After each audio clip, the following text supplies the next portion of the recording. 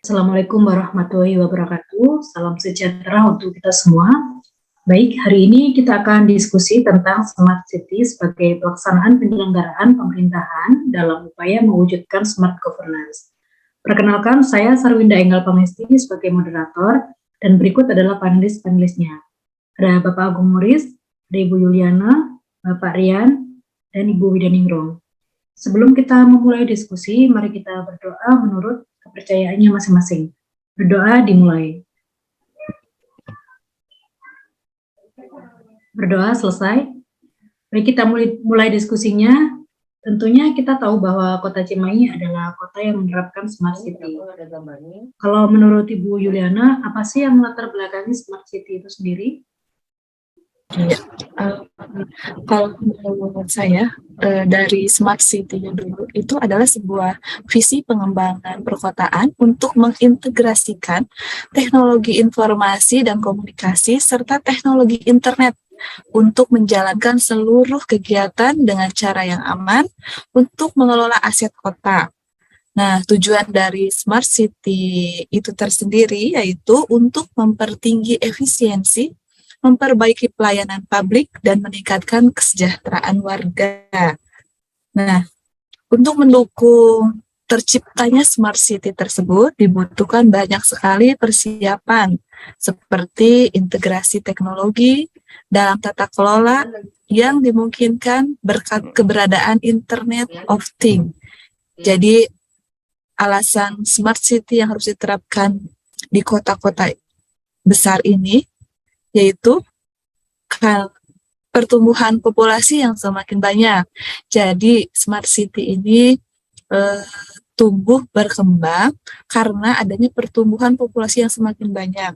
Kita tahu ya di Indonesia itu banyak sekali populasi yang sekarang itu terdiri dari ratusan juta penduduk. Kemudian, yang kedua itu adanya dampak pertumbuhan populasi terhadap lingkungan.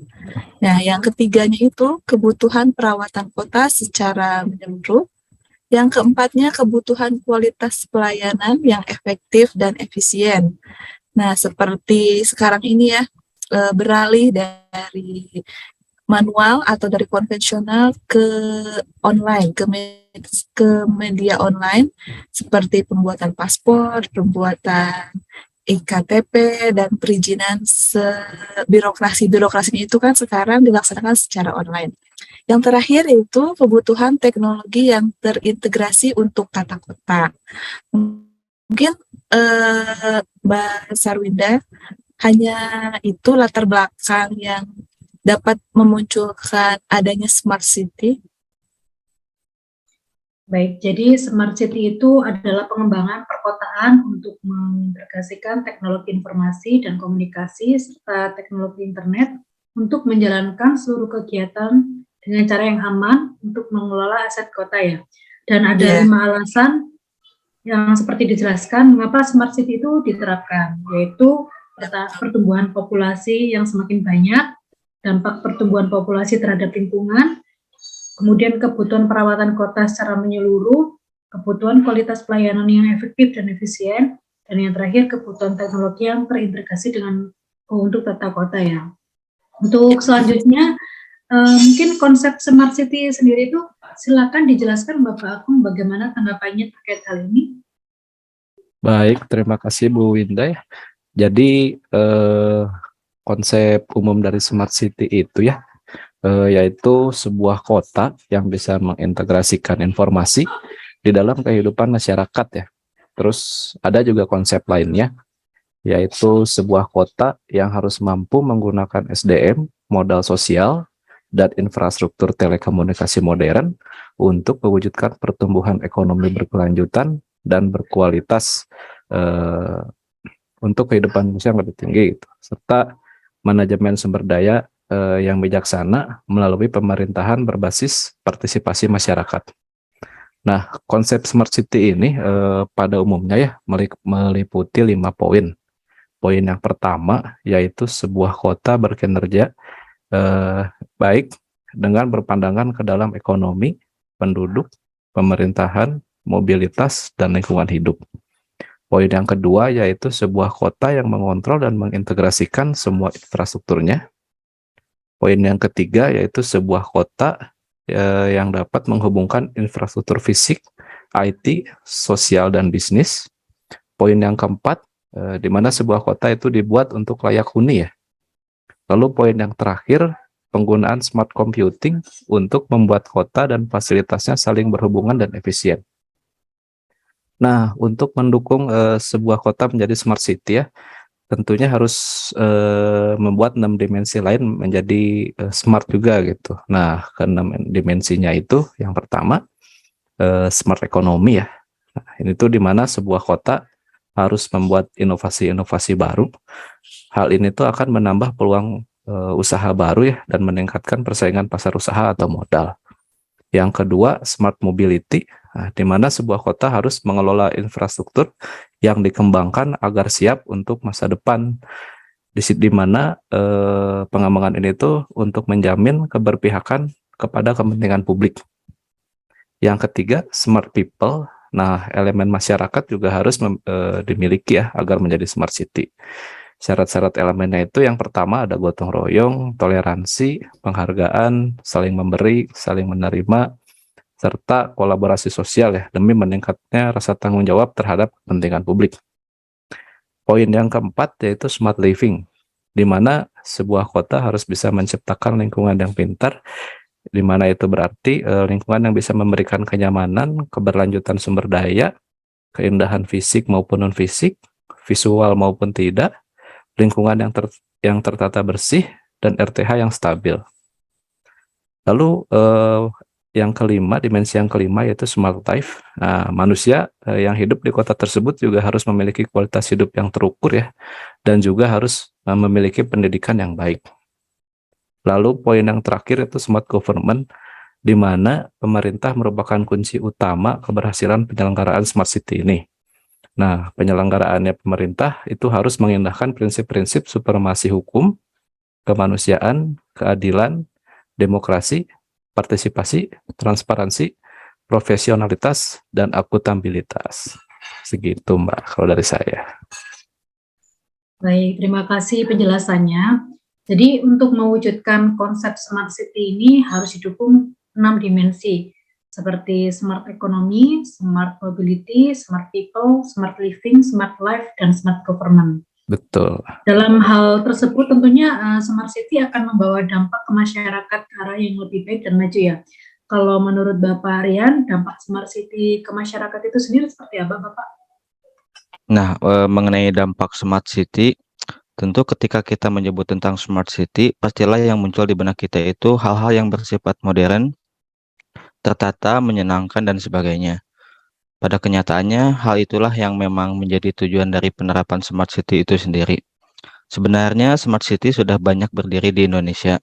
Perlu kita ketahui, pemerintah sudah merencanakan pada tahun 2019 telah berdirinya setidaknya 100 smart city di seluruh penjuru Indonesia. Pemerintah melakukan perencanaan demikian agar kualitas permukiman di Indonesia itu meningkat. Nah, selain untuk memperbaiki kualitas pemukiman di Indonesia, smart city juga sangat dibutuhkan oleh Indonesia untuk menekannya populasi manusia yang masih belum memiliki tempat tinggal yang layak. Hal ini masih sering kita temui di daerah pinggiran sungai. Di sana masih terdapat banyak masyarakat yang membuat perumahan di daerah sungai. Dan buruknya lagi, rata-rata permukiman yang berdiri di sana adalah permukiman yang kumuh. Nah, dengan didirikannya Smart City ini, semoga dapat menurunkan tingkat pemukiman kumuh di Indonesia. Ada juga kegunaan Smart City ini untuk rakyat itu Indonesia sendiri, yaitu untuk pemuasan masyarakat Indonesia yang masih sering mengeluh akan kurangnya sarana prasarana yang ada di lingkungan mereka. Dengan berdirinya Smart City ini, masyarakat Indonesia akan dimanjakan dengan peralatan-peralatan yang tergolong sudah canggih. Nah, mereka nanti akan dimanjakan dari segi lingkungan, segi perekonomian, segi transportasi, segi sumber daya terbarukan, dan segi pola hidup yang sehat dan cerdas. Nah, dengan keberadaan Smart City ini, otomatis kebutuhan tenaga ahli jumlahnya semakin banyak. Berbagai fasilitas yang bersifat jaringan tentunya nanti membutuhkan penanganan dan perawatan yang kontinu. Dengan hal ini, Smart City sangat berperan dalam memperluas lapangan pekerjaan. Apalagi tenaga ahli di sini tidak hanya berperan dalam bidang pengembangan, namun juga ikut berproses dalam mengikuti perkembangan zaman. Untuk penerapan Smart City memungkinkan pengelolaan yang lebih optimal, efisiensi dalam pengelolaan pemerintah sekaligus inventarisasi aset daerah semakin mudah untuk dilakukan. Selain itu, sistem yang mengikat Smart City juga bersifat fleksibel, sehingga nanti apabila sewaktu-waktu ada perubahan karena tuntutan perubahan zaman, antisipasinya bisa lebih cepat dilakukan.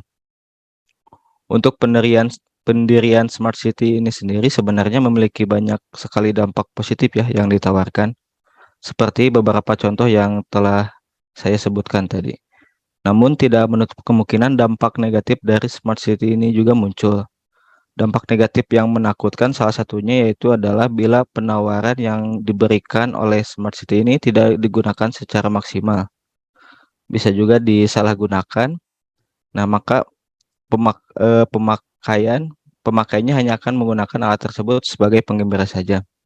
Beda cerita dengan orang yang menggunakan alat-alat tersebut semaksimal mungkin. Mereka akan menggunakannya untuk lebih mencerdaskan mereka. Nah, inilah beberapa dampak yang dapat muncul ketika Smart City tumbuh di suatu kota. Mereka bisa mencerdaskan penggunanya atau malah memutar baliknya. Tentunya Smart City sangat berdampak positif ya untuk masyarakat karena semuanya sudah terintegrasi dengan teknologi. Di kota yang kita banggakan ini yaitu kota Cimahi sudah menerapkan Smart City. Nah, kalau menurut Bu Wida sendiri, apa saja nih program dan tantangan Smart City di kota Cimahi? Baik, Kota Cimahi termasuk dalam program Nawacita 100 Smart City yang didukung oleh Kementerian Kominfo. Terdapat 6 program unggulan pemerintah Kota Cimahi dalam pengembangan Smart City, antara lain, yang pertama, Dimensi Smart Governance, One Day Service 3-in-1 dari Dinas Kependudukan dan Pencatatan Sipil Kota Cimahi, yaitu paket layanan kependudukan dengan memberikan tiga sekaligus atas satu permohonan yang diajukan oleh masyarakat. Yang kedua, Dimensi Smart Branding 360 derajat Cirende dari Badan Perencanaan Pembangunan Kota Cimahi, yaitu paket jelajah virtual daerah wisata kampung adat Cirende dengan menggunakan video derajat secara berkelanjutan sehingga pengunjung dapat melihat video tersebut dari berbagai sudut yang disediakan melalui website visitcirendecimahi.com. Yang ketiga, Dimensi Smart Economy, Caterpillar Hyperpark atau kolaborasi koperasi, usaha kecil dan menengah, dan perindustrian Kota Cimahi, yaitu program kolaborasi Quadruple Helix yang permanen dan sinergis di antara pelaku akademisi, bisnis, pemerintah, dan komunitas dalam menciptakan layanan-layanan yang inovatif bagi para pelaku UMKM maupun dalam proses penciptaan pelaku wirausaha baru berbasis teknologi guna meningkatkan bangkitan ekonomi lokal masyarakat. Yang keempat, Dimensi Smart Environment, Cimahi Barengras, yaitu Cimahi bareng-bareng kurangi sampah dari Dinas Lingkungan Hidup, yaitu program peduli dan bertanggung jawab terhadap sampah yang dihasilkan dengan melibatkan seluruh lapisan masyarakat secara aktif sehingga terwujud lingkungan yang bersih. Yang kelima, Dimensi Smart Living Gria Plus dari Dinas Perumahan dan Kawasan Pemukiman Kota Cimahi, yaitu program pengembangan dari Rutilahu dengan menambahkan perbaikan atau pembangunan jamban keluarga, berikut sarana pengolahan air limbah domestiknya sehingga dapat mewujudkan kondisi rumah masyarakat yang masuk kategori Rutilahu menjadi rumah yang tidak hanya layak huni saja, tetapi dapat menjadikan penghuninya sehat. Yang terakhir, Dimensi Smart Society, Cimahi Reading Habit dari Dinas Komunikasi, Informatika, Kearsipan, dan Perpustakaan Baca kepada siswa sekolah dasar dan menengah dengan memberikan tantangan membaca dan penyampaian apresiasi bagi siswa peserta yang telah selesai membaca, yang saat ini telah tersedia fasilitas peminjaman dan membaca buku secara daring dengan memanfaatkan buku digital yang tersedia di aplikasi Elite atau e-library. Itu merupakan program yang ada di Cimahi, Pak Rian. Baik, untuk Bu Wida, untuk tantangannya sendiri itu seperti apa ya? Baik Bu, tantangannya itu yaitu perlu adanya kesiapan dalam transformasi digital berdasarkan 4 aspek, yaitu people, proses, teknologi, dan data manajemen. Keberhasilan program Smart City ini harus didukung semua elemen, termasuk SKPD, kalangan akademis, dan masyarakat untuk melakukan inovasi yang bertujuan untuk pengembangan Smart City di Kota Cimahi. Gitu Bu Indah. Baik, terima kasih penjelasannya. Jadi yang dapat saya simpulkan yaitu 6 program unggulan dari Kota Cimahi adalah dimensi Smart Governance, dimensi Smart Branding, dimensi Smart Economy, dimensi Smart Environment, dimensi Smart Living, dan dimensi Smart Society. Dan untuk tantangannya yaitu perlu adanya kesiapan dalam transformasi digital. Begitu ya Bu ya? Ya Bu, betul. Baik, dari diskusi tentang Smart City ini dapat disimpulkan bahwa pelaksanaan penyelenggaraan pemerintah dalam upaya mewujudkan smart government bisa diterapkan dengan Smart City. Karena Smart City merupakan sebuah visi pengembangan perkotaan untuk mengintegrasikan teknologi informasi dan komunikasi dan teknologi Internet of Things dengan cara yang aman untuk mengelola aset kota. Aset ini meliputi sistem informasi, instansi pemerintah lokal, sekolah, perpustakaan, sistem transportasi, rumah sakit, pembangkit listrik, jaringan penyediaan air, pengelolaan limbah, penegakan hukum, dan pelayanan masyarakat lainnya. Smart City ini ditujukan dalam hal penggunaan informatika dan teknologi perkotaan untuk meningkatkan efisiensi pelayanan. Untuk mungkin ada tambahan dari yang lainnya, silakan. Cukup, Baik, Mbak. jika mungkin tidak ada, sekian untuk diskusi mengenai Smart City ini. Terima kasih untuk panelisnya semuanya dan pengampu, yaitu Ibu Hesti Pangastuti. Untuk mengakhiri diskusi ini, saya tutup dengan doa. Berdoa dimulai. Berdoa selesai. Terima kasih semuanya. Wassalamualaikum warahmatullahi wabarakatuh. Waalaikumsalam warahmatullahi wabarakatuh.